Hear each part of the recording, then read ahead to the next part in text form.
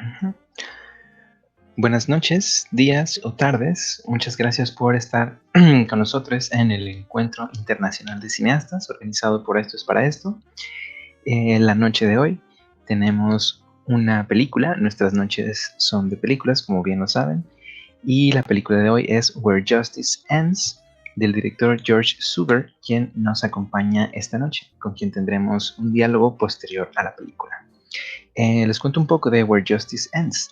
Esta es una película que está en la intersección de dos temas importantes referentes a la justicia social: las condiciones dentro del sistema penitenciario de Estados Unidos y las injusticias que afectan a las personas transgénero que se encuentran con la ley.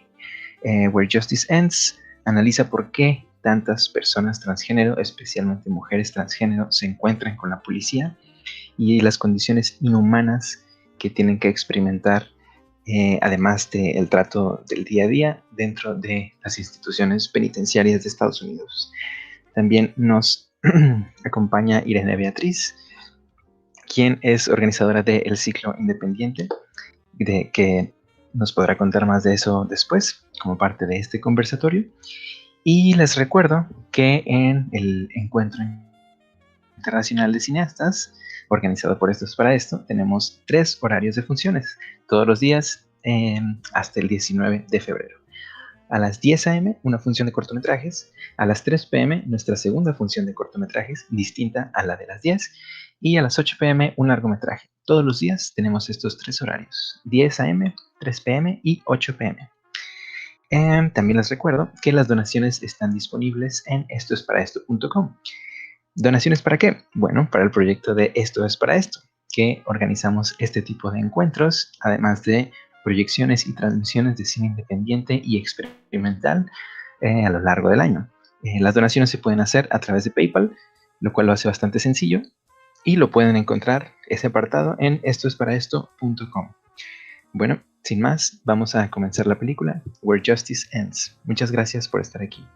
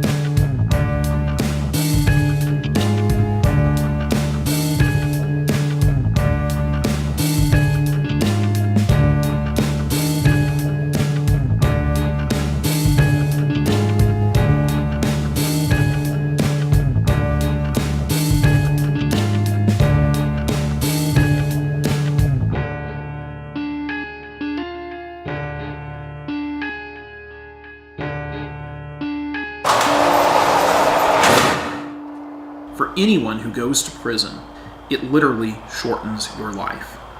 That's if you are an inmate with traditional gender identity.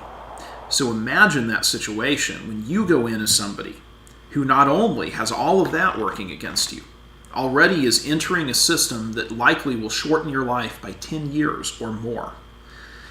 But then you're also somebody who, by your very nature, becomes more likely to be victimized sexually or physically by other inmates, not to mention emotionally, verbally.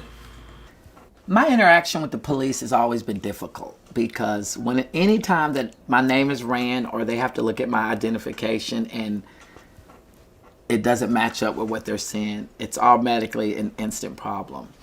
From the time I was approached by law enforcement, I was degraded from the very moment, even when they questioned me about these legal incidents. 23 there, sir. I was always degraded and mistreated from the very jump before I could even, build up a justification or a defense to anything that I had. Automatically, it was always the transgender thing, the he, she thing. The assumption is that you are guilty, you have done something wrong, you deserve to be punished. Even if you haven't done something wrong, you're weird enough to deserve to be punished. You probably did do something wrong. Maybe it isn't what we brought you in for just now, but we know you did something. While folks are maybe used to watching shows like Orange is the New Black, where we see transgender women being housed with other women, in the vast majority of incarceration systems in the United States, trans women are actually housed based either on their presumed or assigned birth sex or based on their genitals. Imagine being a woman who is then put in prison, which is already a hostile and dangerous environment, and being put in a men's prison. This is what the majority of transgender women who are imprisoned or incarcerated in the United States face. Then they put you in these rooms with all these men, and you're terrified because you don't know what's going to happen to you. You know that if somebody starts assaulting you, that they're not going to come and help you.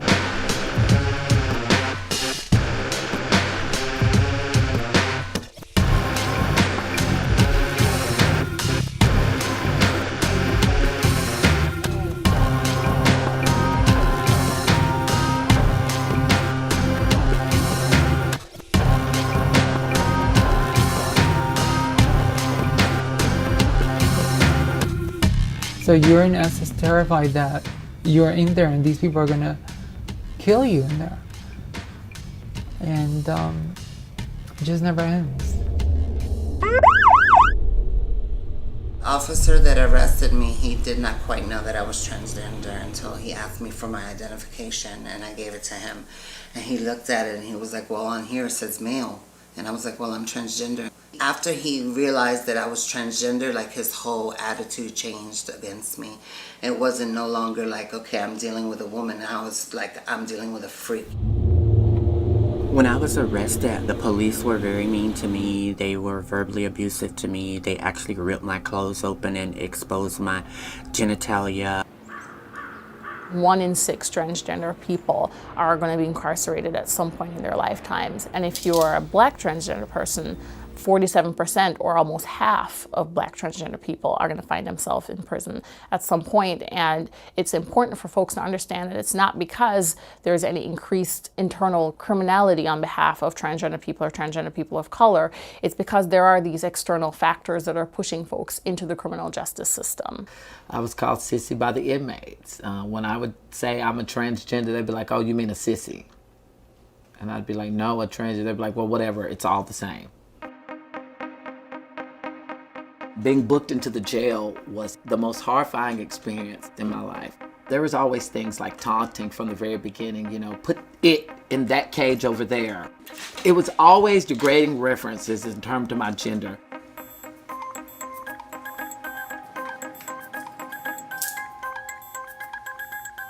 They slammed me down really hard inside the cell. They kept the handcuffs on me. They put them even tighter. They kept saying, are you a boy or are you a girl? And I kept telling them, I'm a female transitioning to a male. I'm transgender. They put me in a cell with 3 men who beat me very badly. I was immediately told to stand on the yellow feet beside all the other men and instantly told to take off my clothes. It was horrifying because what you were arrested in is what you wore to prison. I was arrested in a pair of Hannah Montana pajamas. And so here I am, long hair, breasts, Hannah Montana pajamas, being told to strip alongside huge guys of all different sizes and shapes and colors and creeds. And I literally just can remember freezing up and just cuddling my chest, just trying to not be seen. Miss Major, an early and lifelong pioneer in transgender rights, used her own early prison experience to become a national advocate for incarcerated transgender people. You weren't created by the same God that they were created by. And you need to be abolished and abandoned and put on an island, set out to sea and blown up as far as they're concerned. A lot of people stare at me, you know, they whisper among themselves, or they make jokes, or they scream things out loud. Like, yo, that's a man, this and this and that, you know. Oh no, don't put me over there with that thing. Like, it was just a lot of harassment. When an inmate goes and tries to report an abuse or assault or a concern that they may be abused or assaulted, they're often ignored. very clear protocols that they're supposed to follow, and they don't. And oftentimes they will turn around and say, well, it's your own fault. Was I raped? Was I brutally raped? Was I forced to provide oral copulation? Was I sexually harassed? Was I verbally abused because I was a transgender? I've been assaulted in every single prison that I've been to. While at Mule Creek State Prison, I was housed with a man.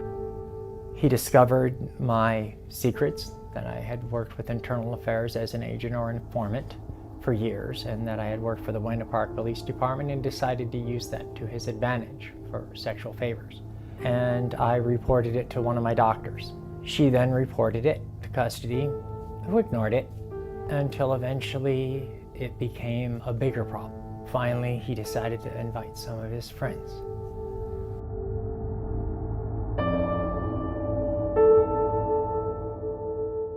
The CDC didn't help me, you know, and I'm having trouble forgiving them for that.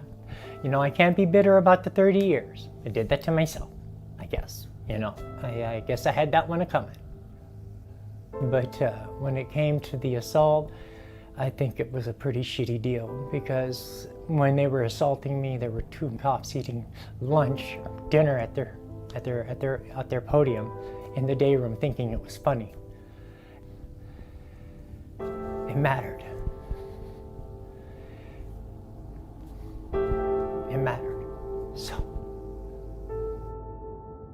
Recent statistic was that 40% last year of transgender inmates were sexually assaulted. And what I've seen is just a utter indifference to, in many cases, to the whole concept that this is a real condition. After enduring years of assault, Michelle sued the California Department of Corrections in 2014 for cruel and unusual punishment. Her suit demanded gender-confirming surgery deemed medically necessary by the examining psychologist, which the CDC refused to provide. Michelle's case is truly historic. Despite incredible odds, despite being harassed, assaulted, denied medical care for so many years in prison, she found the courage to file this case on her own in federal court. The California Supreme Court agreed that the surgery was medically necessary. Shortly after the CDC received the court's ruling, Michelle was released on parole, negating the CDC's obligation to provide the surgery. State prison officials said late Friday that a transgender California prison inmate will be paroled soon, rendering moot a controversial court order requiring the state to pay for gender reassignment surgery. One transgender inmate, Dee Farmer, refused to endure repeated physical and sexual assault in silence. In August of 1989, Dee was abused, raped, sexually attacked, physically and emotionally damaged by assaults that happened in the prison in Indiana. So Dee's initial entrance into the criminal justice system were for nonviolent, petty offenses, basically offenses that allowed her to survive in the streets. Dee was in a maximum security facility, and within the maximum security facility, she had received numerous attempts, both sexual attempts, physical attempts on her well-being. Subsequent to Dee being raped in the prisons, she filed a lawsuit. She did it pro se. She filed a lawsuit based on the conditions that existed in the federal prison system as it related to transgenders. And based on that lawsuit, it proceeded through the court system all the way to the United States Supreme Court. Her act of courage ultimately led to a landmark decision by the United States Supreme Court, affecting not only transgender inmates, but all people in prison. In 1994, the United States Supreme Court ruled that the deliberate indifference by prison officials to knowledge of substantial risk and serious harm to an inmate amounted to cruel and unusual punishment, which is prohibited by the 8th Amendment to the United States Constitution. It took 9 years after the Supreme Court's decision for Congress to pass legislation needed to address the actions required by the court's ruling. In 2003, Congress passed the Prison Rape Elimination Act, or PREA, which was designed to reduce physical and sexual assault in federal, state, and local prison facilities. It wasn't until 2012 that the Justice Department first issued guidelines for the implementation of PREA. The Department of Justice promulgated rules under PREA and basically required jails and prisons to enact these rules to establish what's called a zero tolerance policy for sexual abuse in jails. And those rules have standards for training and education of staff, for reporting instances of abuse, for investigating allegations of abuse, and also for providing services to persons who are victims of abuse in the jail. And all jails and prisons that receive any type of federal funding are required to meet all of these requirements under PREA. As of late 2016, or 22 years after the Farmer versus Brennan decision, only 19 states indicated that they have fully implemented PREA. Given that the Justice Department initially requires that states demonstrate implementation simply by a signature on a one-page form, it is still not possible to immediately determine the extent of actual compliance. I was born in a small town called Cedartown, Georgia, which is maybe an hour and a half outside of Atlanta. I was the middle of 4 children. From a very young age, I knew that I was different from most of the kids my age. Of course, certainly all of the boys that were my age. I ran into the living room, and I can remember my family being sitting in the family area and me running in telling everybody, guess what, I got a big secret. I'm different than everybody else. And so everybody's like, well, what are you talking about? And everybody was shooing me out of the way. I was like, I'm a girl. And so that began the trials and tribulations of Ashley Diamond. Like Ashley, most transgender children have an awareness of being different from a very young age, often among their first memories, although some may hide those feelings for years or a lifetime.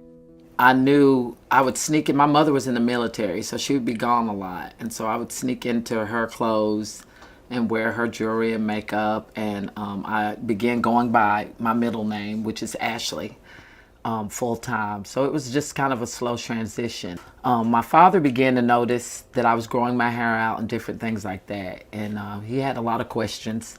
It began to create tension within the family. I tried to commit suicide at 15. I was admitted to a psychiatric hospital. There I learned that the cause for my condition was major depression and gender dysphoria. The doctor advised me that hormone therapy would be something I might want to consider, and that before I did that, that I should live as a woman full time. My father could not abide by that. He was just not, gonna hear that. At 15, I moved out of the house. My high school year, I quit school because the teasing had reached a certain level. Even though I was cool with a lot of the cool kids, my best friends were some of the most popular cheerleaders and things in this town. It still was, there were always people who had a problem with it. Many trans people, especially trans people of color, who are often kicked out of their families early when they're young. They often are pushed out of school. They often end up on the streets, whether they're engaged in illegal activities or not, it doesn't matter. The fact is, police see them as perpetrators. They see them as violators of the law. Few states provide employment protections for transgender people. Frequently, they have to resort to nonviolent crimes to survive. The job market would be a market that I would be discriminated against in fiercely. I would get jobs after they would identify my gender on the marker, say my license or a birth certificate or whatever document they would be requesting. I would be immediately fired. Transgender people struggle to find jobs, to find housing, to just basically exist, survival. They end up in jobs where they are just doing survival sex work, targeting by police based on the fact that they are often visibly trans, they're often living in poverty, and this disproportionately affects people of color. My legal troubles came about because I pawned a saw for a friend who didn't have identification. It turned out that that saw was stolen. There was a warrant issued for my arrest, and I was immediately arrested for burglary. Me, at 32 years old, never having a felony, never really being in any real trouble, was facing a very serious charge of burglary. The cycle of prejudice and intense job discrimination, leading to poverty and nonviolent survival crimes, results in extremely high rates of transgender incarceration, with disproportionately long sentences. My incarceration consisted of physical abuse, name-calling, and rape almost constantly. At Macon State, before being gang raped, of thinking that I was going to die. I can remember the moment like it was yesterday. My palms get sweaty, you know, just thinking about it. I remember standing there thinking, I'm never gonna see my friends again. I'm never gonna see my mom again. When they forced their way in, I knew I was gonna die. And I can remember there's a very small space and there was a window behind me. And I can remember turning and looking out that window and begging God to help me. The next thing I remember, I was turning around, I was met to the face with a punch. I was beaten severely. I can remember gasping for air and just begging them to stop. I can remember everyone, you know, pulling their penises out. After that, I kind of, you know, just went blank. I was tied in the sheet, hid under the bunk, wrapped in the sheet, because they thought they'd killed me, essentially. These rapes were brutal. You know, you're being choked. Your head's being slammed on the pavement. Somebody as bigger than you is on top of you. You just pray you live through it. The count officer came by and they had a makeshift dummy in the bed. So it looked like I was in, and he counted and he kept going. So it was hours before it was discovered. When it was reported, I can remember the wardens, the whole way they handled it. I can remember them saying, you shouldn't have been here. We knew to get rid of you. No justice for me whatsoever. None of them will ever see a courtroom. Their names will never even be brought to the light. It's just something I have to deal with and be haunted by. Because of my spirit and who I am, I still wouldn't let that break me. I was always in my room, mixing little makeup with colored pencils, and I would make eyeliner, and I would wear the eyeliner and the lipstick, and you know, I always kept a very neat face because I just, you know, that's just who I am. I mean, you know, they're taking everything else, so you know, I can't stop being who I am. The rapes didn't stop.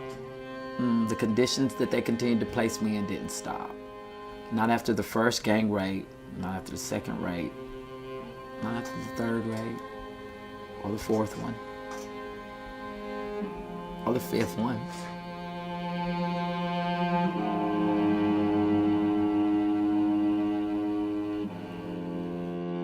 Ashley Diamond, her family, and friends relentlessly wrote Georgia officials, including the governor, seeking relief from the cruelty she was experiencing. We, SPLC, the Southern Poverty Law Center, first heard about Ashley Diamond because of her own work as an advocate.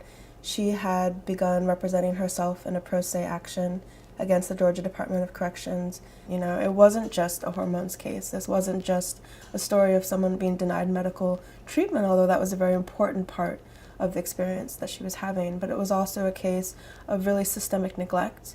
That Ashley was being sexually assaulted, was being preyed on repeatedly by inmates, and guards, once again, wardens even, were turning a blind eye and were telling her that it was her fault In Ashley Diamond's case, one really exciting development was that the U.S. Department of Justice filed a statement of interest in that case in support of Ashley's case. They argued that the court should issue a preliminary injunction providing her with hormones, and argued that, just as she had said, the kind of freeze-frame policy that the Georgia prison system had was unconstitutional. There are laws on the books in Georgia State. If someone has started hormone therapy or medical treatment prior to arrest, then they are supposed to continue that. But they didn't do that because the intake process didn't allow Ashley Diamond to be recognized as a woman. They said she's a man and cut off her hormone therapy, and then once she was incarcerated, they won't start it again. And that, not only that's injustice, but that really is like an act of violence by the state of Georgia against this woman. Just a few days after the U.S. Department of Justice submitted this statement of interest, the Georgia prison system said, okay, we'll rescind this policy. We'll start providing hormones. Just a few months after the U.S. Department of Justice filed its statement of interest, the Georgia prison system actually released Ashley on parole many years ahead of schedule. And this is something that we see a lot. Prisons suddenly deciding to release transgender people from prison when their cases are pending, just to prevent courts from issuing these precedential decisions that might affect them. The judge in the Floyd County Courthouse told me that I should move somewhere where my lifestyle is more accepted. That if I probably moved somewhere where my lifestyle was more accepted, that I wouldn't have the problems that I had. And although she realized that my crime was a crime of survival, she sentenced me to 12 years in prison.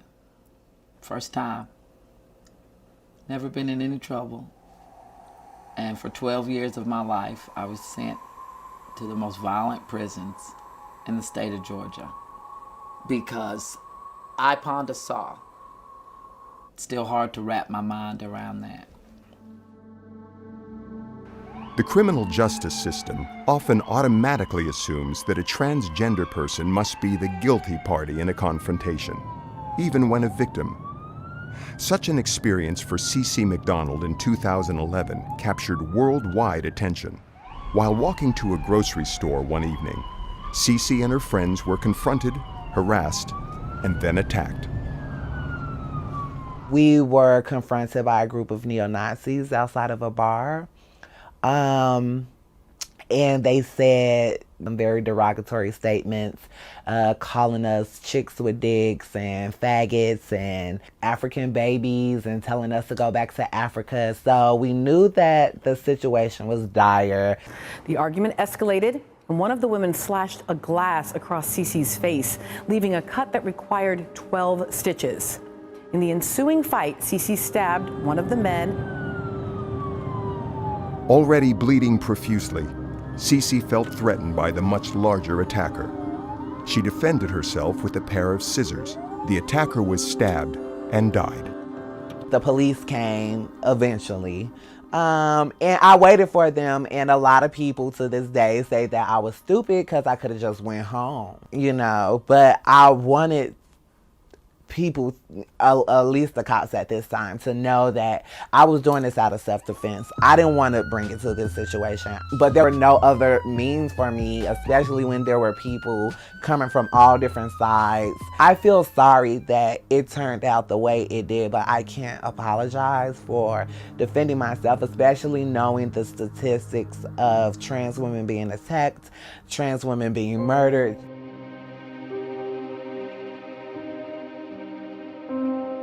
A study by the Movement Advancement Project and the Center for American Progress demonstrates that Cece's experience is not unique. You have judges, you have prosecutors, you have defense attorneys themselves who may not understand what it means to be trans, who may not understand the unique challenges that transgender people face. And the accumulation of all of that combined with biases and negative stereotypes means that transgender people rarely get a fair chance at a trial, a fair chance at charges, and often serve a longer sentence. I learned how this system works, and just looking at all of the things that went against me, the evidence that they wanted to use or didn't want to use kind of went in the favor of the prosecution. They didn't want to include the fact that this man had a swastika tattooed on his chest, or the fact that he had previous assault and domestic charges, that he had different things in his system at the time through the toxicology report. You know, they didn't want to use any of that. They didn't want to use any type of professional testimony from people who do statistics on trans violence and the lives of trans people and, you know, the violence that they ensue. They wanted to include the fact that I wrote a bad check years and years and years prior to this incident and said that my testimony could be deemed inadmissible because of being untrustworthy. We know that transgender people may rely more heavily on legal aid or public defenders. Now, these people are very overwhelmed with cases and can rarely take the time that it takes to truly understand a transgender person's experience, how to best advocate for a transgender person in the courtroom or with a jury or with a judge. And as a result, we see that transgender people may be sentenced to longer sentences or be pushed into taking a plea deal that may not be the best for them. So initially, after I rejected the first plea deal, which was 8 years, they added an additional murder charge. So I was facing 2 murder charges for one person. I was looking at up most 80 years in prison. Faced with decades in prison, CeCe pled guilty to second-degree manslaughter and was sentenced to 41 months in a prison for male inmates. After worldwide outcry brought attention to her prison sentence for defending herself, CeCe was released from prison in January 2014 after serving 19 of her 41-month sentence. Prison officials all too often delay or deny needed medical treatment to transgender inmates, including essential hormone therapy. Transgender people who have been on hormones rely on continuous therapy to maintain good health. I was interviewing a rather young trans woman who told me that she'd been incarcerated for years, and she had been constantly asking for medical help, psychological help, counseling. And the prison physician told her that she couldn't possibly be transsexual because it didn't show up in her blood work. At the point I arrived at the Georgia Department of Corrections, or at the Diagnostic Center, I'd been on hormone therapy for over 17 years. I always looked very feminine and I was always very petite.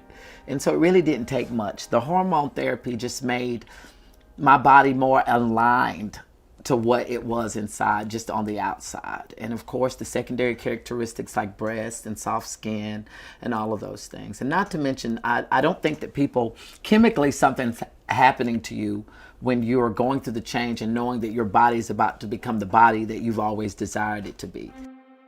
All too frequently, transgender inmates are not provided medicines necessary to continue their hormone therapy.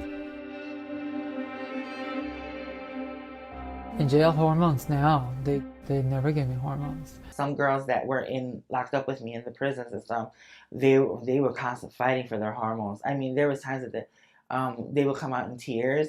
I would hear nurses say, men don't need estrogen, or you're a faggot, you don't need estrogen, you're not a woman, you're a man, act like a man.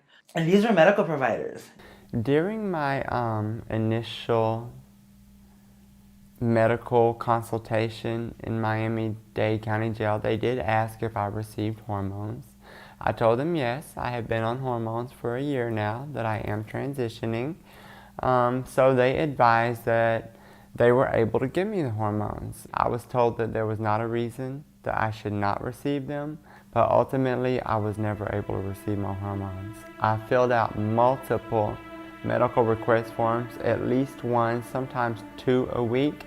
I filled out grievances stating that I was suffering stress, stating that I was not feeling well, stating that my mind was going crazy because I had an imbalance of hormones going on. I've spent a year taking this medication. Now all of a sudden I'm abruptly off of it. My body didn't know how to take that. I was having withdrawals, I was shaking, I couldn't sleep, and at one point I was very, very depressed. I was in jail for like 5 months when I was 19, actually. I was in jail for fighting, and when I was in there, I was freaking out because I had just started my hormone therapy, and I knew 5 months is a big change when you're off of hormones, especially when you just start. When you stop taking hormones, your voice goes back higher, your muscles feel like, you know, you're really weak, you don't have a lot of energy, and you just don't feel good. Your stomach starts hurting, you vomit a lot. After you already start, you can't really just stop like that. When you don't take the hormone therapy, and when you've taken it consistently for as long as I had taken it, your body begins to go through a morphing process. When that hormone therapy was stopped, facial hair began to grow, my voice began to deepen. It was kind of a radical transformation instantly. I developed sort of gynecomastia because of what was there, and then, you know, with the hormones not being able to produce the glands that are needed for my body to continue the process, it went into like a toxic shock almost. The prison doctors on a regular basis recommended that the hormone therapy be re-implemented immediately, that it was life and death situation, and all of those requests were blatantly ignored. Because of the prevalence of gangs in federal and state prisons, prison guards often rely on gang members to maintain order. Transgender inmates may sometimes be offered as cellmates as a means of placating gang members. You can think of any horror story that you see in the movies or on TV and just take that, put a transgender woman in the part of the person being murdered, chased, beaten up, buried, you know, and make that any one of the transgender women that are in the prison system currently. As far as what's changed, nothing's changed. I politicked to be in a women's prison from day one. To them, I might as well have been walking up to them like the teacher on Charlie Brown and going, wah, wah, wah, wah, wah, wah, wah, wah. It was just something that nobody was interested in hearing. It was absurd that I would even think that I would be in a women's prison. And at that time, I had no functioning genitalia. The officials allotted me no protection. I was essentially left to fend for myself. Oftentimes, they'll put a trans woman in with a guy who has a lot of time, knowing that he'll rape her and he'll calm down.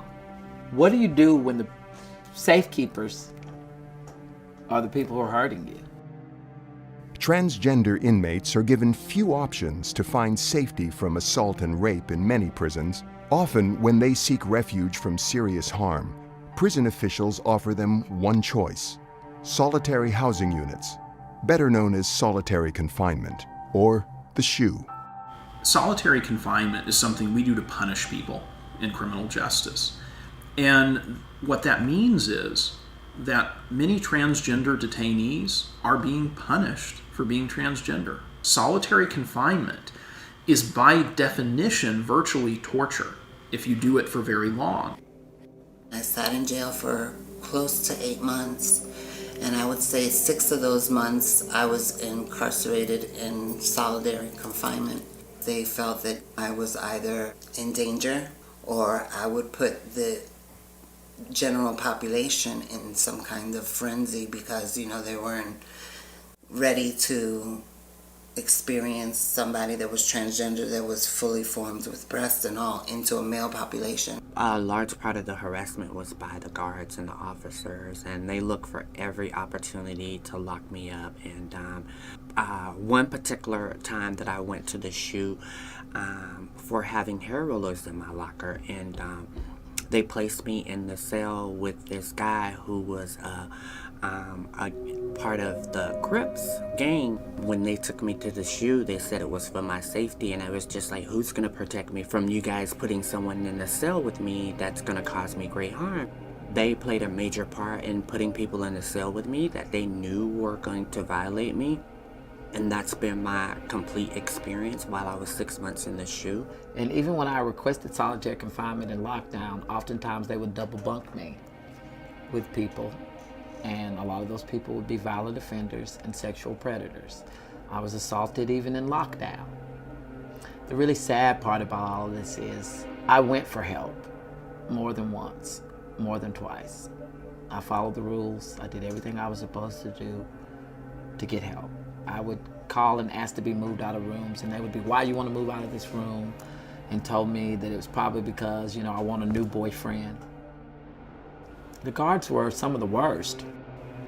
Even when it would come time for feeding and ice, when I'd be in solitary confinement, or when I would be in CSU after the suicide attempts and castration attempts, when I would be in CSU, oftentimes I would miss meals. They wouldn't want to feed me. I would bang and be like, I didn't get my lunch. They didn't care. The temperatures inside those cells reach very, very high, and you're down in the Georgia summer heat, essentially locked in a very small area and no running water in a room that is feces, blood, and urinated in. You're isolated in that one little room. You get no type of contact, not even the COs come and check on you. Like they'll do a 1 round every 4 hours or when you get fed. A lot of times when you're in segregation, you're not even given a shower. You're not even able to come out for rec time. They just literally leave you locked in there. It was maybe 28 degrees in the room. I was completely butt naked, laying on the floor. I was sick as a dog. And I can remember them coming by and me asking them for help and telling them that it just wasn't right and I didn't understand what was going on. And I remember them cackling and pointing at me and bringing all the guards around to look at me. And spending so much time in solitary confinement under the harsh conditions of confinement. It's very small spaces, very inhumane living quarters. Oftentimes I was sleeping on a concrete slab that was this tall and that high off the ground. Rats would be in my food. I'd have to knock rats off of me. It's the saddest time of my life that I can ever remember. And I still feel like I'm in solitary confinement. For transgender prisoners, life is even more difficult. They face barriers and challenges in terms of accessing adequate health care, physical safety alone, being placed in an appropriate prison, and access to other services, including educational programs that may help them reduce their sentences. For example, 77% of transgender people in one prison surveyed had experienced sexual assault, which is shockingly high. We know that from the federal government's data set about sexual assault in prison, 24% of transgender identified inmates said that they'd been sexually assaulted by another inmate. This compares to 2% of the general prison population, a 10 times greater rate of sexual assault by inmates. Conditions in prisons contribute to a likely underreporting of physical and sexual assaults of transgender inmates. Like the very first time that I went to prison, I was about 23 years old. The fact that you're getting into the big house, it's very scary. I think for me what was more degrading was the process, right? The process of getting into the process of, the constant sexual harassment, not only from the inmates, but also from the guards. If you say someone's beating you up in jail, that's an inmate, you're better off staying quiet about it, because as soon as you're done saying that, you might get killed for that. You don't go to the guards to seek for any type of help. And even when you do, the guards are the ones who tell other inmates that you're actually talking to them. And then you're categorized as snitch. The verbal and spiritual abuse is far more devastating than physical abuse to me, because somebody kicks your ass, you can get better and work on getting over it. But if somebody gets into your brain and puts something in there that makes you doubt who you are and your existence and the fact that you live and are entitled to certain rights by living, that stays with you always. The quality of my life had gotten to the point to where it was so low that it wasn't a life at all. And the constant torment from the wardens and the staff the physical pain of watching my body morph, I made a decision to end it. I thought that that was the answer. I mean, there was surely no way that I should even have to live under those conditions, because essentially they were killing me. I was dying anyway, and I'd rather it be by my hands than their hands. And the way it was looking, it was going to be their hands. And I couldn't let that happen. And I consider myself to be a spiritual and religious person. So I struggled with that too. Death just seemed like being a martyr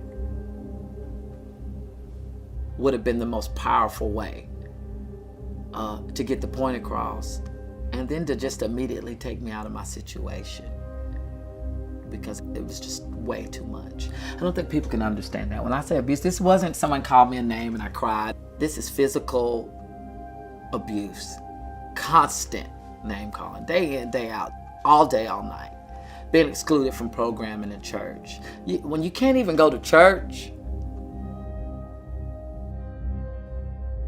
So when I think about transgender people in the criminal justice system, it's really a story of inequality, about discrimination and survival.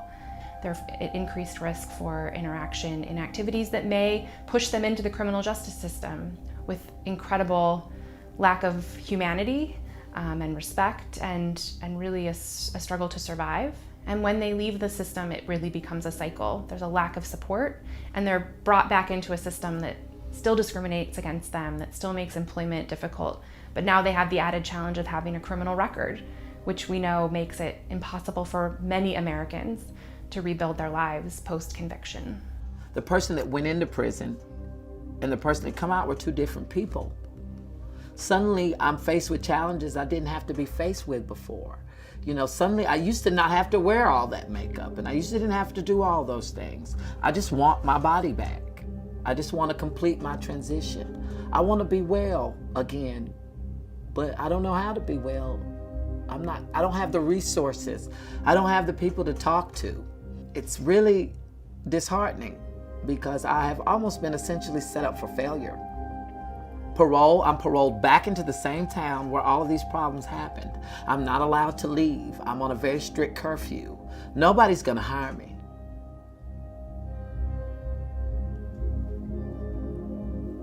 As I sit here now, I wonder, are the lights about to go off? The greatest innovations to improve conditions for transgender inmates appear to be in the county jails of a handful of communities. It's ironic that I'm sort of working with the police department. I currently do trainings for the West Hollywood Police Department, the Los Angeles Police Department. So there is efforts that we're seeing that the department is making an effort to treat trans individuals different. Fort Lauderdale would have a whole section that was just trans and gay guys that were feminine. There was a whole dorm that was like that. So that was the first time I had ever experienced anything like that. I was like, wow, you know, like a whole dorm of the girls, just the girls. Oh, I felt secure there. I was like, well, I don't have to worry about anything happening to me there. San Francisco, New York is trying to do better, you know, but we don't just live in San Francisco, New York. You know, there are transgender women all across the United States and in the world. Relatively little has changed in prisons in the nearly 1/4 of a century since Dee Farmer's lawsuit led to the landmark ruling mandating humane prison conditions for inmates like Dee. The sad thing for me as an older person now, it's 45 years later, it hasn't changed. The experience that I have lived is the same experiences that trans and young people are living today, right? The fact that, you know, institutional violence continues to be perpetrated against our people, this needs to stop. Our existence needs to be acknowledged, and our lives need to be validated for who we are as humans. Since PREA was passed, I think that we haven't made enough progress. I think that we have a lot of work to do, and we know that transgender people across the country right now, today, are suffering behind bars. Transgender inmates continue to be among the most vulnerable, and ignorance and prejudice continue to perpetuate the mental, physical, and sexual abuse they endure. Without the courage of people like Ashley Diamond, Dee Farmer, C.C. McDonald, and all of the others with the courage to say we can and must do better, we might never know of the injustices that continue to occur daily behind bars in our country.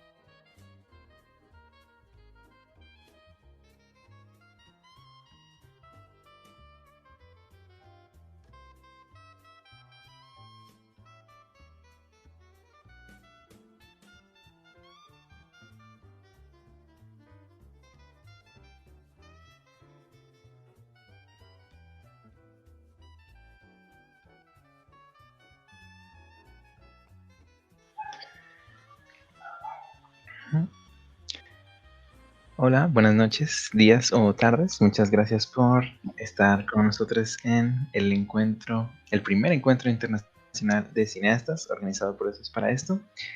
Están aquí presentes Irene Beatriz y el director de esta película, George Suber.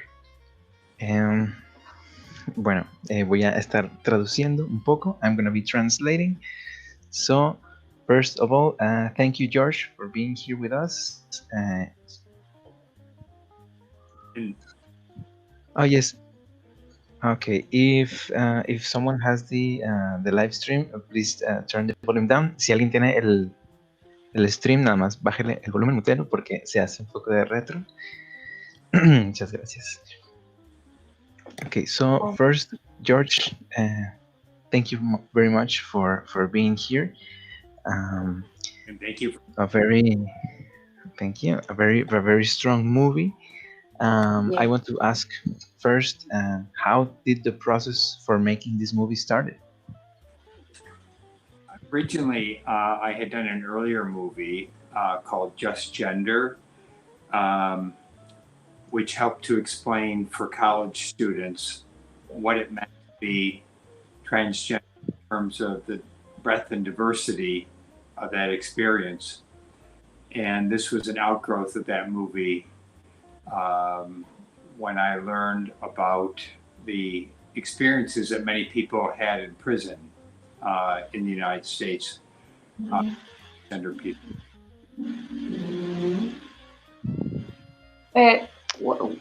¿Cuándo empezó a hacer la película? When you started to think about to make this film, how many time you take, como cuánto tiempo le llevó a hacer la peli, ¿no? Okay. How long did it take to make this movie? About 4 years. No matter how fast you think it's going to be, it always takes much longer. Okay. ¿Cómo fue conociendo también a las protagonistas de la película? Eso también me interesa, ¿cómo fue el acercamiento? Si fue por conocer el caso previamente o si se fue conectando justamente por la misma investigación. Si se fueron reenviando entre ellas, me parece como súper importante saber si están conectadas entre sí, ¿no? Okay, so how did the investigation went? Were these one interview lead you to another? Were they connected, or how did you became close with these people? It was a progression. In making the first film, I did meet some people who were both legal experts and people working for organizations trying to support social justice for transgender people. And from those relationships, I was introduced to people around the country, trying to make sure that it's different parts of the country were represented, because the experiences in the United States do differ dramatically from one part of the country to the other. Okay. Voy a traducir aquí. I'm going to translate a little bit from these questions. Empezamos aquí con las preguntas. Pregunté primero cómo fue el proceso para hacer esta película y que se complementa también con la pregunta que hizo Irene, que en qué momento empezó, cómo fue la progresión. Nos cuenta George que él había hecho una película anterior que se llama Just Gender, donde habla de las experiencias de estudiantes de college, de licenciatura de universidades, su experiencia trans, y que fue creciendo de ahí, que justamente fue una progresión en la que de ese primer film conoció a agentes legales, a gente de justicia social, activistas que lo fueron llevando con estos diferentes entrevistados y entrevistadas, y sí que justamente una cosa fue construyendo la otra. Es lindo ver cómo se abren, ¿no? A la entrevista. Es como que se nota y se percibe la necesidad de llevar, como de dar testimonio de esa situación. Y me parece que es una película súper valiosa y necesaria para entender. Una de las cosas, bueno, creo que la peli tiene 3 partes como muy marcadas. Primero está la introducción. No sé si Kika quiere decir. Si no, deteneme.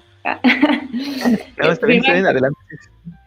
Primero está la introducción y después tiene como una gran parte dedicada a me parece que es a entender un poco cuál es que la cantidad de problemas que se suman, ¿no? Es como al estar una persona transgénero fuera de como que la privan de su libertad y como de todas sus libertades, ¿no? Como que hasta la privan de su identidad y el deseo de desarrollar esa identidad. Por ejemplo, cuando hablan de la necesidad y el motivo por el cual necesitan las hormonas, eso me parece como súper crucial, porque nunca había escuchado como una explicación tan clara de la necesidad de fisiológica, ¿no? Y que es como si...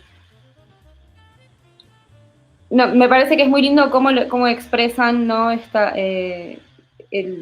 Su identidad a través de cómo la reclaman, cómo se percibe en un momento, dice como que ella se maquillaba, ¿no? Como porque decía como no iba a dejar, no iban a quitarle todo lo que era, ¿no? Que hacía como todo lo posible para seguir siendo ella, y me parece muy valiosa como esa parte. Y hacia el final se va como un poco a la conclusión del relato y cómo está como la situación hoy, ¿no? No sé qué pensás vos, Kika, de la peli, de la construcción en ese sentido. Sí. Bueno, antes de responderte, déjame traducir un poco para George toda esta reflexión que me parece muy, muy atinada y muy, muy interesante. Okay, George. So Irene was saying that it's very interesting that the structure of the movie, like in the introduction, we have like this huge amount of problems that are stacking one over the other, and not just the problem or the issues that transgender people have in regular life. It's like every issue is maximized inside the prison. They are deprived from their identity, and even the desire to express, because to express that identity means a danger, a death danger inside the prison.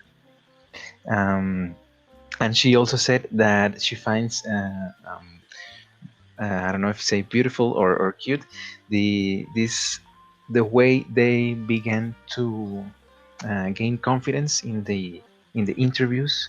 They start to develop their experiences and their their experience there in prison, and at the end it goes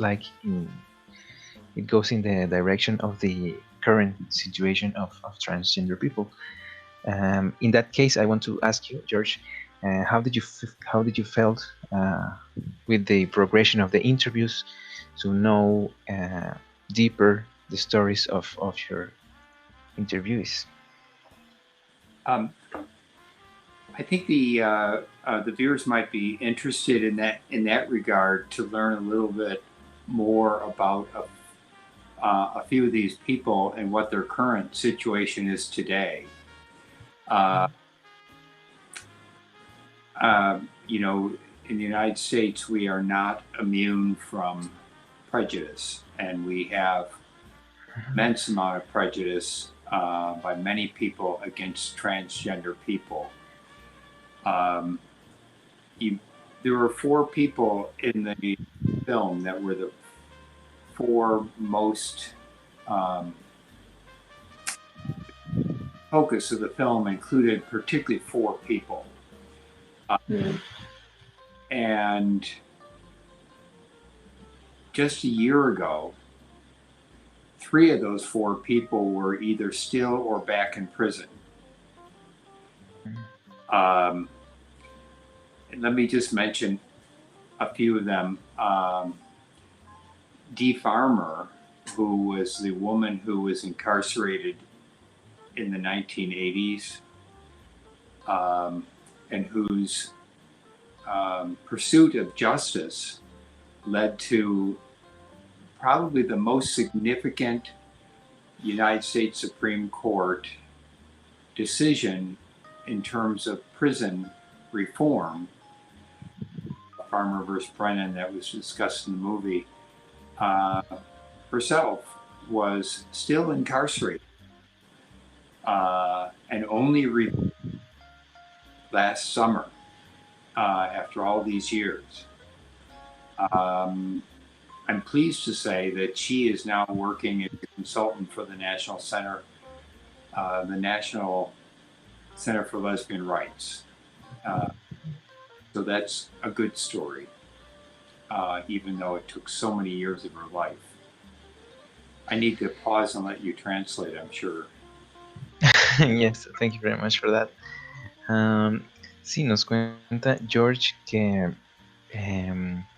justamente esta película, como pudimos ver, se centra en cuatro personas principalmente, tres de las cuales siguen en prisión o regresaron a prisión. Entonces, pues sí, como en el mismo documental lo podemos ver, la situación no ha cambiado desde los 80s, que fue la década cuando Dee Farmer fue encarcelada, que es como el caso principal que está en este documental retratado.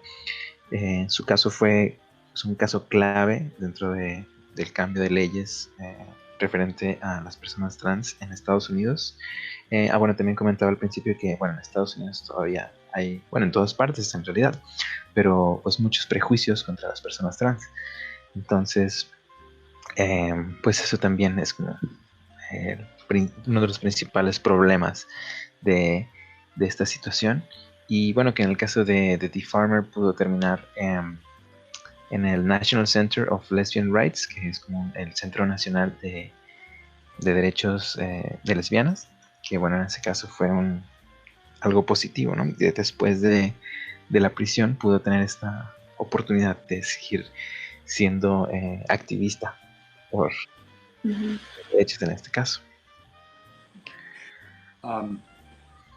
Ashley Diamond, who probably is featured as much as anyone in the film,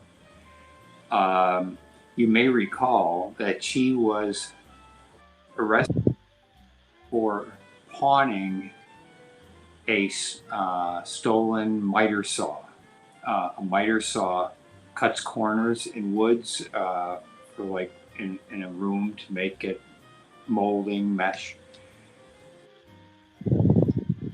Even though the value of that saw in US dollars was certainly no more than $400 or $500, to 11 years in prison.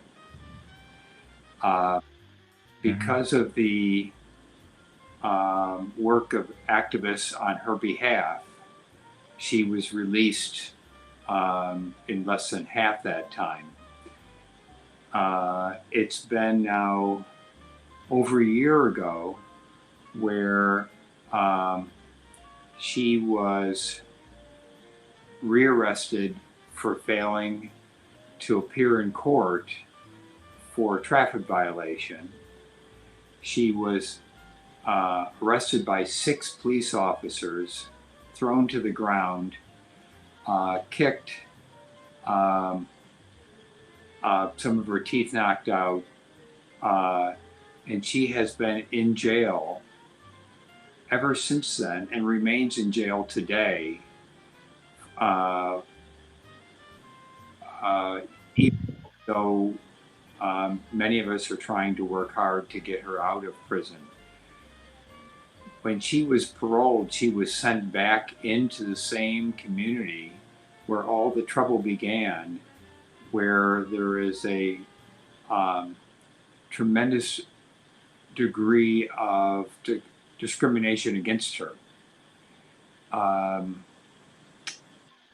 And so she is back suffering in prison in the same way she did.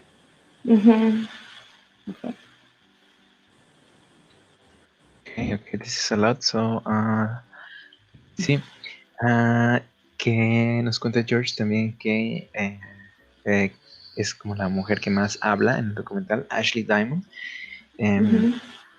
que fue en un principio arrestada por empeñar una especie de como sierra para cortar el césped, que dice George que está valuada en entre $400 y $500 y que bueno, cuando la fue a empeñar resultó que era robada, pero por eso le dieron 11 años en prisión.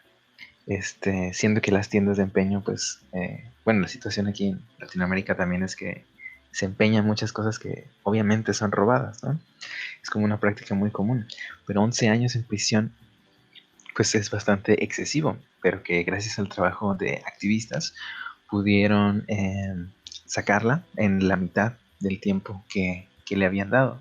Sin embargo, un año después de haber salido de prisión, fue de nuevo arrestada, o sea, fue una rearresto por no haber ido a prisión, a darle seguimiento a su parole, ¿cómo se dice?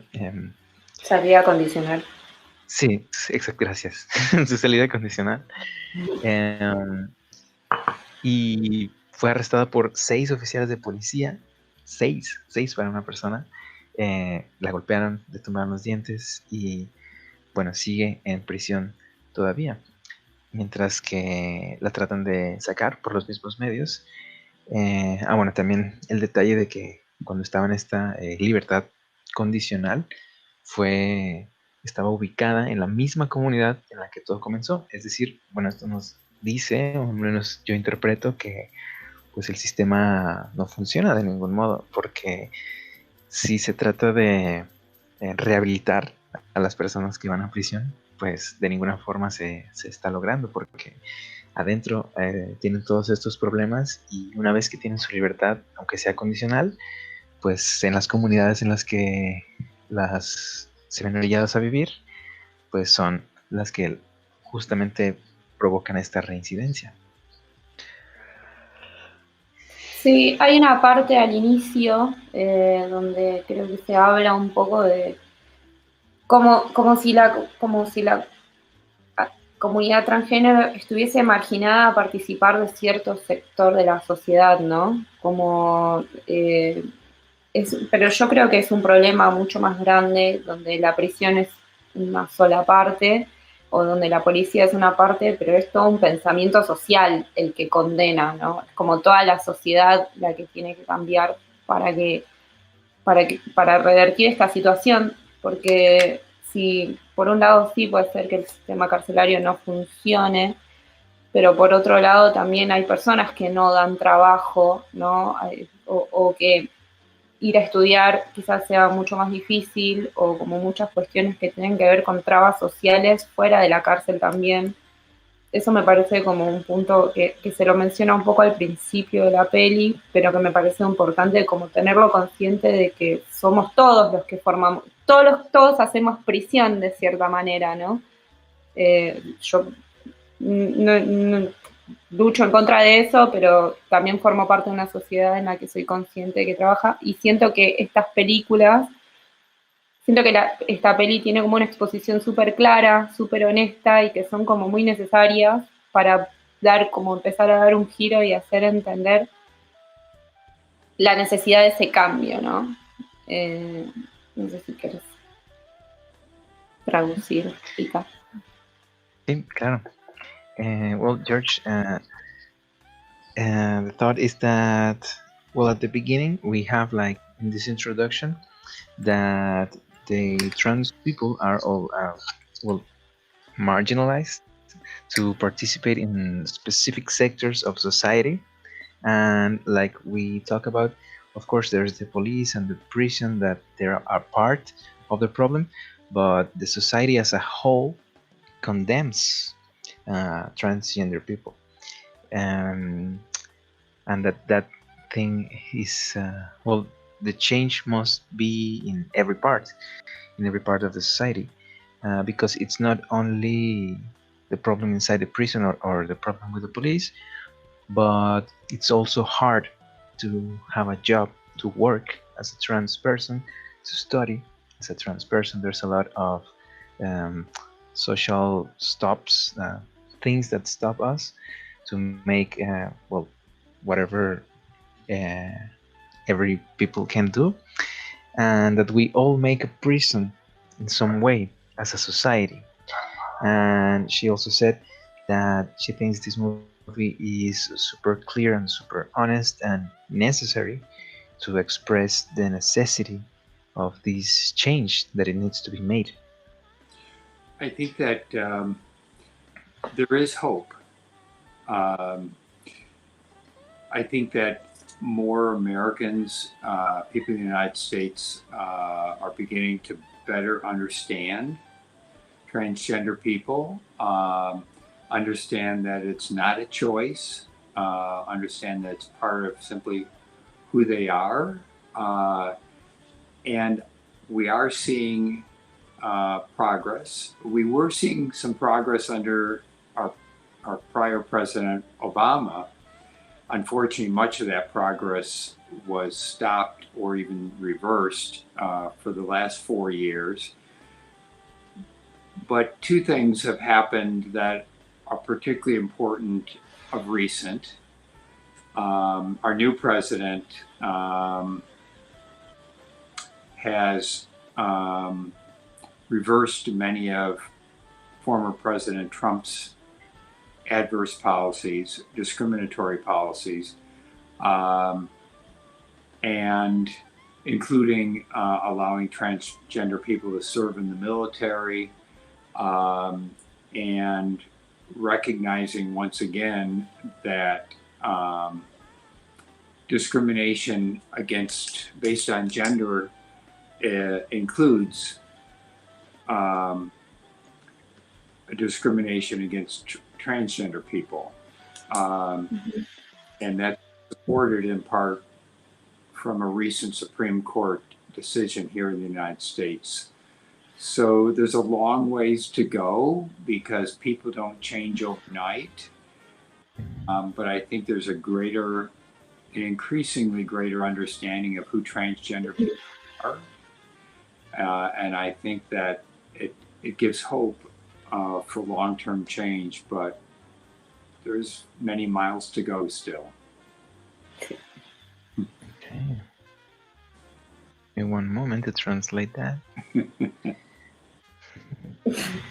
Okay, so George nos dice que hay esperanza, que más estadounidenses, bueno, cada vez más estadounidenses están comenzando a tener un mejor entendimiento de las personas trans, entender que no es una elección, sino que simplemente pues es quienes somos.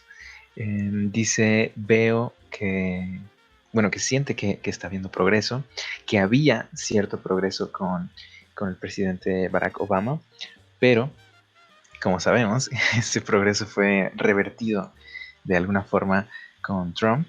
Y menciona dos cosas importantes del nuevo presidente, de Joe Biden, que ha revertido muchas de las políticas de Trump, incluyendo esta polémica política de prohibir a las personas trans servir en el ejército, lo cual pues creo que tiene ahí también es otro tema, ¿no? Entero, pero Biden lo ha revertido y pues que esto ha ayudado a reconocer que la discriminación basada en el género también afecta e incluye a las personas trans.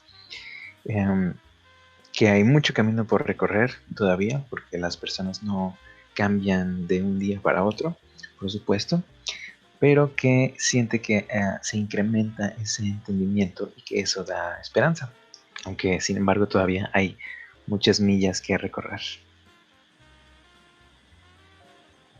Sí. A mí siempre me interesa como conectar, ¿no? Entonces, en ese sentido, pienso en lo que está sucediendo acá en Argentina y lo quisiera compartir. Siento que hay hay un gran movimiento feminista que fue muy grande y que se han contagiado hacia otros sectores, que me parece muy saludable y hermoso poder dar cuenta de eso, que cada vez está como haciendo más conciencia de, por ejemplo, ahí ya las personas trans, les trans, bueno, hay todo un cambio de idioma también, ¿no? No sé, en México si fue llegando, de a poco nos vamos contagiando un poco de quitarle el género siempre fuimos como todos, ahora somos todes, por suerte, pero hay como un cambio de conciencia en el lenguaje que me parece que es el síntoma de que hay como todo un movimiento que se está dando y me parece valioso y saludable, y me gustaría que tu peli se proyecte acá. Yo creo que más allá creo que el cine, tengo una profe de guión de la facultad, nos dijo que el cine nos hace mejores personas, y creo que películas como esta nos invitan a eso, a reflexionar, y que estaría bueno, no sé, quisiera preguntarle cómo fue el recorrido también de la peli, en qué lugares se mostró, y si ha generado, si ha tenido alguna repercusión que le haya llegado a George. Y también preguntarte a vos, Kika, cómo se está viviendo en México, qué está sucediendo en ese sentido de este cambio de pensamiento y de aceptación sobre la transexualidad. Bueno, igual primero te respondo y después le traduzco. Yo siento que sí hay una especie de apertura, pero también siento que, bueno, con cada apertura que pueda haber hay pues reacción. Siempre también hay como este lado conservador, sobre todo aquí en la ciudad que vivimos, Monterrey, que es al norte de México, donde, bueno, yo considero que es una ciudad bastante conservadora, pero justamente ha habido pues varios estados donde están aprobando la ley de identidad de género, que pues son estas leyes que te permiten con más facilidad poder hacer tus cambios de papeles, poder cambiar tu carnet de identificación. Y demás. En ese sentido, sí siento que ha habido un progreso por el lado de las leyes. Por el lado de la sociedad, sí es una cuestión bastante difícil. Digo, sí he conocido como bastantes experiencias terribles al respecto, de trabajo, de discriminación. Justo lo que decías, que es una cosa muy, muy difícil como de enfrentarse a la sociedad, y que puede ser muy común que dentro de los círculos, por ejemplo, dentro de mis círculos, siento que estoy a salvo en realidad. O sea, sí me siento como muy aceptada por las personas que me rodean, por mis amigos y mis amigas, pero pues sí, digo, es como la burbuja en la que se vive. Sin embargo, coincido con lo que dices, que la marea verde, este movimiento feminista desde Argentina, pues ha permeado en pues ideas de liberación en general. Y déjame traducir para George la que habías comentado. George, Irene says that she likes to connect the ideas, and she was talking about that in Argentina there's a huge feminist movement, and it's somehow being replicated in many other parts of Latin America, Mexico included. That is something really beautiful to see all these sectors unite in these ideas, and that every moment it's bringing a broader conscience, even in the change of language. I know that in English there's not much different between feminine and masculine things or pronouns, but in Spanish it's like every single noun has gender. So that has been changed. For example, in English we have the word all, like we all the people. In Spanish we say like all for men and all for women. So it's been crazy, that change. Nosotras o nosotros. Yes, exactamente. And in that sense, even the language is changing, which is, I think, great. It's very valuable. And she also said that she wants to screen your movie there in Argentina. And she also asked, she mentioned that a teacher of hers said this phrase, that cinema makes us better people, and that movies like this, like Where Justice Ends, invite us to that, to be better. And also the question that how was the the movie run, the movie journey? Where has it been screened? What repercussions had? What can you tell us about that? It was in about 15 different film festivals in the United States last year. And it's now available for schools and education purposes through a distributor. And then it's also available on DVD for those people who still play DVDs through Amazon. And the goal is that it will be available for streaming for general viewing soon as well. So that'll probably be the journey, and hopefully it will change some hearts and minds as the months and years pass. It would be wonderful to have it screened in Argentina.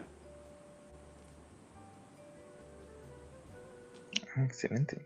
Bueno, George nos dice que la vida de la película en este momento se encuentra disponible para escuelas y para propósitos educativos.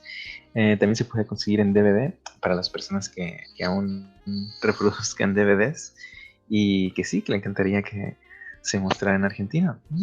Ahí está, haciendo conexiones también, que espera que pueda tener un cambio en corazones y en mentes.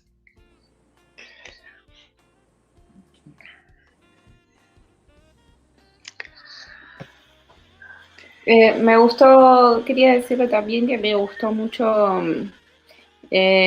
cómo está la sensibilidad, o sea, hay una sensibilidad que se maneja desde la puesta en escena de la película, que, o sea, no se ve violencia, sino que la violencia está en lo que narran los personajes y a quienes obviamente les creemos. Pero un poco esto que decía hace rato, ¿no? Del acercamiento que hay desde la dirección hacia el personaje y hacia la historia, es permeable a transmitir esto, las situaciones, y que usa muchas fotos, ¿no?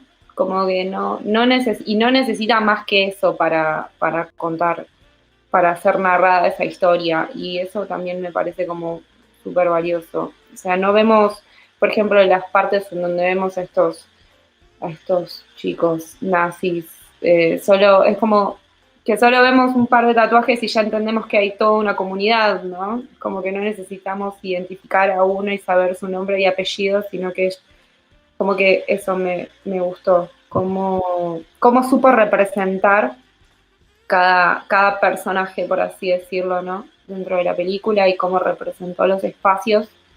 Me pareció muy interesante. Y hubo un momento en el que hablaban de que como que la única solución que les daban era estar solos en una celda, ¿no?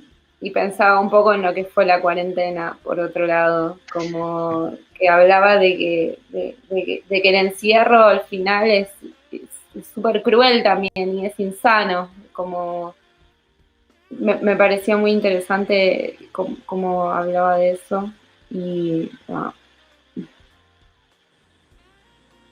Wow, no había pensado en esa relación con la cuarentena, pero wow, sí, totalmente. George, that the sensibility from the mise-en-scène, it's great. There's you can feel that sensibility, that you don't show violence in this movie. You don't show any there's representation, but there's no violence in there. The violence is in what the characters are telling us. In that case, she praises that proximity from direction to the character and the story.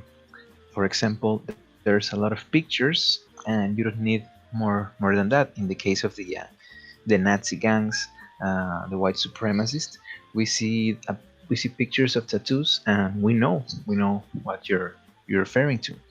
There's no need for anything else. In that case, how you knew how to represent every character and every space, even And she also makes a commentary that at one moment they talk about that the only solution was to isolate the inmates in a cell, and she makes the connection with our state now, the quarantine, how that how that state is cruel and it drives you insane. That's right. Solitary confinement is torture. And the people that are in solitary confinement for a long time suffer immensely, both physically and mentally. It's an irony that they're being put there for their own protection. And then even when they're in solitary, they are sometimes put in with other people, double bunked, as we say, and can be attacked by their cellmate or even guards. It's really a horrific situation.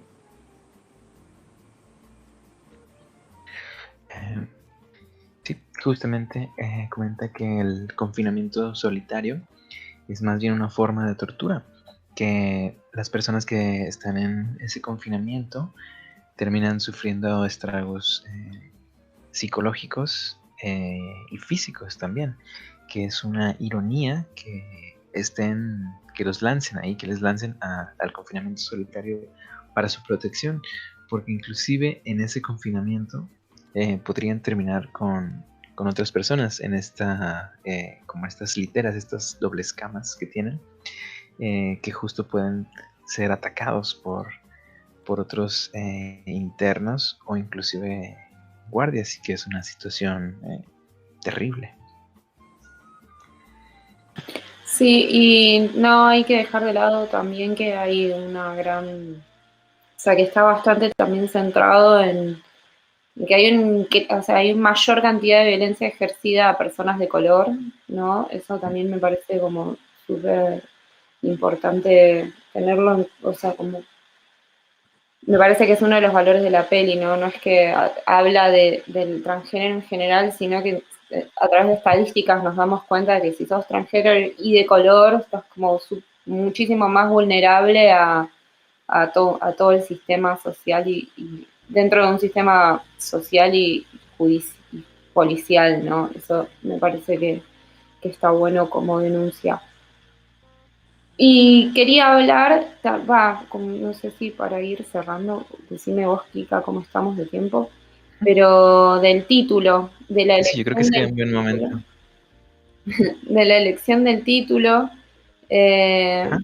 porque es Where Justice Ends, ¿no? Como, pienso como que justamente hay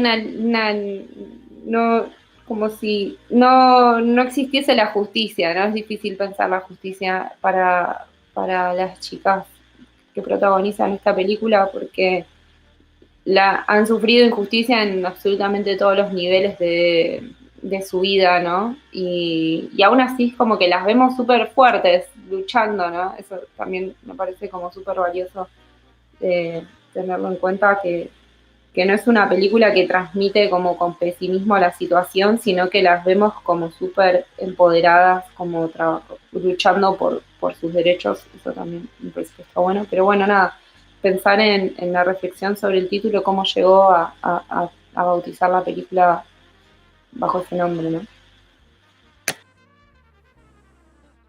Ok, interesante, muchas gracias. George, she said that well, two things, two parts.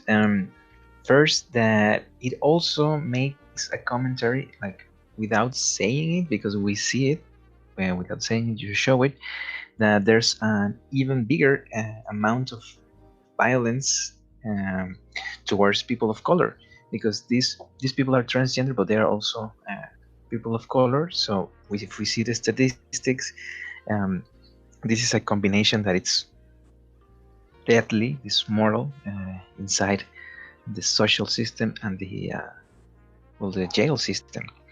And also she says that the title "Where Justice Ends" is like there's no justice for the girls who are in this movie, because it seems like they have been suffering justice in every level of her lives.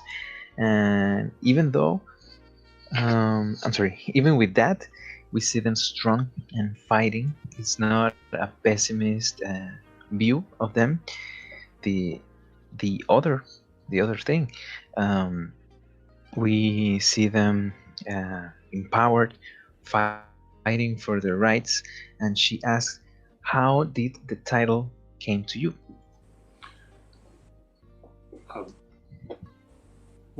First up, let me just comment. Of course. The observation is so true that the heaviest weight of all of this falls on people of color.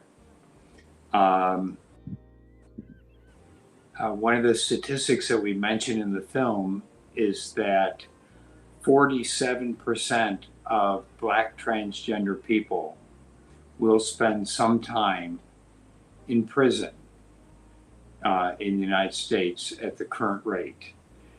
And that's of both men, transgender men and transgender women. But we know that the weight falls heaviest on Black transgender women, which means that something well in excess of 50% of all of them will be in prison unless something changes.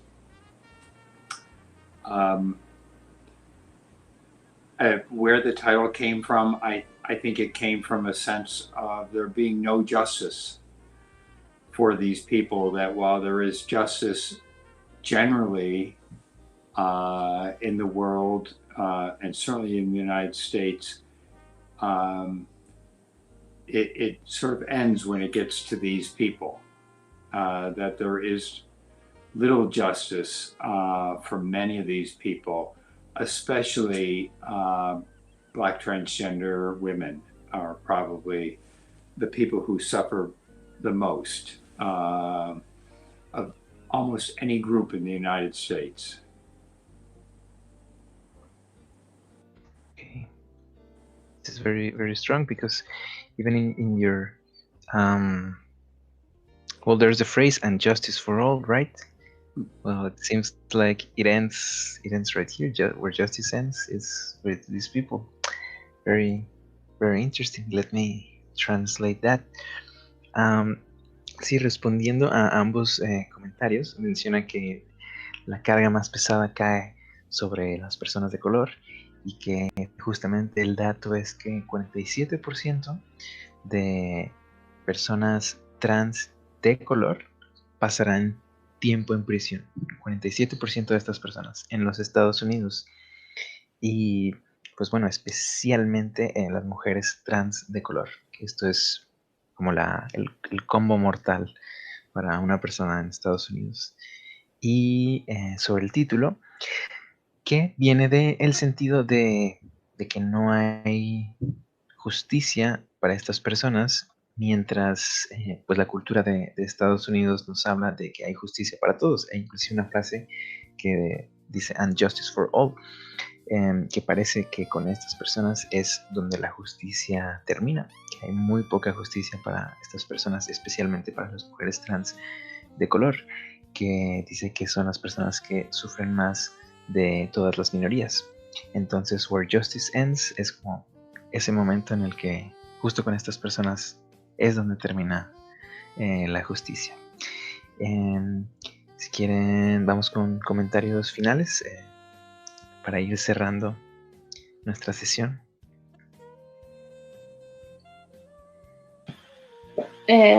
Yo por ahí, o sea, tengo... Después, creo que después se me van a ir bajando más preguntas, pero siempre pasa, después me quedo pensando, ay, ¿por qué no le pregunté? Pero, nada, no sé si Kika vos querés preguntar algo mientras se me pienso algo más. Sí. George, I want to ask you, Well, I think you answered a little bit of this, but what have you seen this documentary has awoken in the audiences that has experienced it? Well, as you might imagine, the people that have been moved the most in the audience have generally been cisgender people, not transgender people. I think many transgender people understand the injustices that are occurring every day in this country. I think that just like there's generally been ignorance of transgender people overall, I think that people in the audience that are not transgender were surprised to understand the degree to which these cruelties do exist in our prisons. Okay. That's, I think, very interesting, and that's also very valuable because, yes, I agree with you. We transgender people are like, we understand that we've heard those problems, we've lived those problems, but it's very interesting to know that cisgender people are in the audiences were reacting to this. Let me translate that. Le pregunto a George qué ha visto, más bien, eso sí, o sea, en su experiencia con sus audiencias, qué cree él que ha despertado en ellos. Y menciona que las personas que más se han movido, o las que más les ha como hecho ruido la película, es justamente a la audiencia que son cisgénero, puesto que pues muchas personas trans pues entendemos estas injusticias o las hemos escuchado o experimentado, pero que justamente como en general el tema trans pues tiene muchas cosas ignoradas, pues que estas personas en la audiencia que no son trans se han sorprendido de ver como todas estas, el grado al que estas injusticias y esta crueldad puede llegar. Lo que comentaba después era que pues se me hace muy interesante y muy valioso, que pues en ese sentido sí siento que la película está hecha como desde esa perspectiva, desde la perspectiva como periodística totalmente, ¿no? Y pues sí, para una audiencia que en definitiva no está relacionada con estos temas. Se me hace interesante y valioso esa perspectiva. Sí, totalmente. Sí, como decía hace un rato, es como que creo que nunca había escuchado una exposición tan clara de principalmente el tema de las hormonas. Eso para mí era un poco desconocido y me pareció muy sincero, me encantó cómo está contado, cómo está narrado. Por eso me parece súper valioso como el aporte de la película. Y tiene como la capacidad de ser, quiero decir, ser empática, ¿no? En el sentido de que presenta las situaciones de una manera súper accesible a una persona no transgénero. Eso como que te incluye y te hace parte de esas situaciones y te hace responsable también. Creo que eso es algo que sucede con la película, que nos sentimos responsables de que sucedan, de que estas personas estén pasando por estos problemas y que tengan que, no sé, entiendo que en muchos casos tienen que recurrir a no sé, hasta trabajos sexuales, están siempre muy ligadas a ese tipo de trabajos, ¿no? Y creo que es responsabilidad, como decías desde un principio, es responsabilidad nuestra que eso suceda y me parece que la peli te lleva y te invita a hacer ese punto de inflexión y verte responsable de eso, ¿no? Sí, totalmente de acuerdo. George, she says that the capacity of empathy, it's great in the movie, that it presents the situations and the experiences in an accessible manner for people who are not trans, that have never heard of this kind of things, experiences and abuses, that somehow includes you and it makes you part of this situation and it makes you responsible as a society. And we feel responsible of these that these people are going through these problems. One of the problems being in the verge of, in the necessity of sex work, for example, and that the movie invites you to see you as part of this universe, of this society as a whole, with its issues and its responsibilities. That was certainly the goal of the movie. I think through education and people being motivated to make a difference, that's the only way we're going to have change. Great. Menciona George que qué interesante comentario, porque a través de la educación y de la motivación de las personas es que se puede realizar este cambio. Bueno, ya llegamos a nuestra parte final y pues les quiero agradecer a los dos. Irene, muchísimas gracias, ha sido una conversación muy interesante, maravillosa, muchos temas. Si hay otra pregunta que se te haya quedado por ahí, después se la podemos hacer a George sin ningún problema. Muchísimas gracias. George, thank you very much for being with us. We are reaching the end of the conversation. Is there something that you would like to add? Well, I just want to say thank you very much for showing the film, for sharing this time with me. I very much appreciate anything that all of us can do to help people better understand everywhere what people are facing on a daily basis behind bars. Thank you very much for that. Bueno, las palabras de George son que, bueno, agradecer que pudo estar aquí. Nosotros también estamos muy agradecidos de poder compartir este espacio con él y pues sí, lograr este entendimiento y esta conciencia de qué es lo que podemos hacer por las personas que están tras las rejas. Irene, ¿hay algo que quisieras agregar? No, agradecer mucho. Vi cuando me convocaste para hacer esta selección para presentar alguna de las pelis que van a formar parte de este programa de exhibición. Vi todas las sinopsis, vi muchos trailers también, creo que vi todos, pero estas dos pelis, Entre Lobos y esta Huellas sin Send, me habían llamado particularmente la atención, así que es un gusto enorme poder conversar con George. Y bueno, eso, espero que quedemos en contacto y si podemos pasar la peli acá en Argentina también sería un gusto. Estoy segura de que hay un montón de gente que le gustaría verla.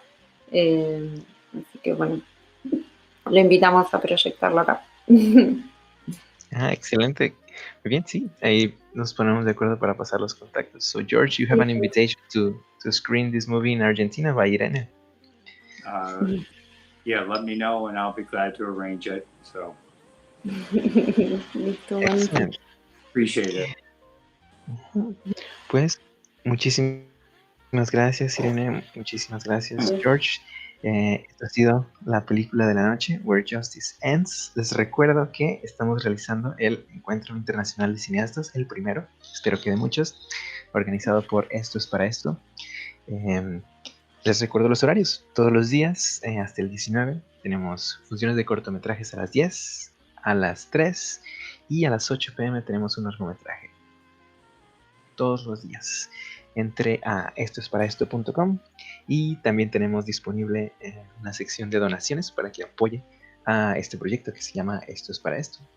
Y bueno, muchísimas gracias a todos y a todas y a todos por estar esta noche con nosotros y estos días y estas mañanas. Y nos vemos en el próximo programa. Muchísimas gracias. Gracias. Esto es para Esto. Nice to meet you, George. Oh. Yeah.